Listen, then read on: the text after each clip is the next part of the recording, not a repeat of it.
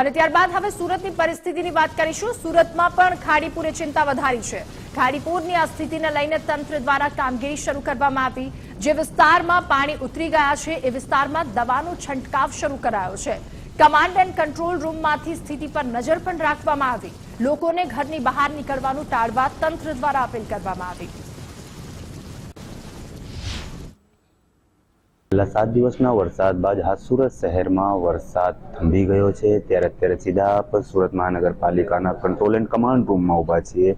ત્યારે ખાડીપુરની જે પરિસ્થિતિ હતી, ખાડીના પાણી હાલ જે લેવલ છે તે નીચે થઈ ગયું છે। તે તમામ બાબતો પર હાલ અહીં ધ્યાન રાખવામાં આવી રહ્યું છે અને કઈ રીતે આ તમામ જે પ્રક્રિયાઓ છે ખાડીપુરની પરિસ્થિતિમાં કઈ રીતની કામગીરી કરવામાં આવશે, ત્યારે આ તમામ બાબતોને લઈને સુરત મહાનગરપાલિકાના કમિશનર શાલિનીબેન અગ્રવાલ આપણી સાથે જોડાશે। આપણે એમની સાથે સીધી વાત કરીશું કે હાલ જ્યારે ખાડીપુરની પરિસ્થિતિનું નિર્માણ થયું હતું, ખાડીનું લેવલ નીચે ચાલ્યું ગયું છે, ત્યારે જે ખાડીપુરના પાણીના નિકાલ માટેની કઈ કઈ પ્રક્રિયાઓ હાથ ધરવામાં આવશે। મેડમ, જે ખાડીપુરની પરિસ્થિતિ હાલ યથાવત છે, પાણી ધીરે ધીરે ઓસરી રહ્યા છે, કઈ પ્રકારની કામગીરી હાલ સુરત મહાનગરપાલિકા દ્વારા કરવામાં આવી રહી છે?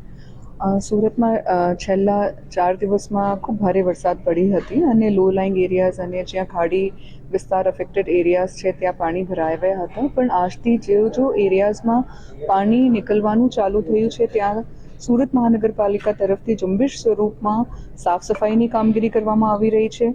ખાસ કરીને જો લો લાઇંગ એરિયાઝ છે જ્યાં લોકોના ઘરોમાં પાણી ભરાવ્યા હતા, ત્યાં જ્યાં પાણી ઉછરી ગયા છે ત્યાં ખૂબ ઝુંબેશ સ્વરૂપમાં સાફ સફાઈ પછી દવા છંટકાવની કામગીરી કરવામાં આવી રહી છે।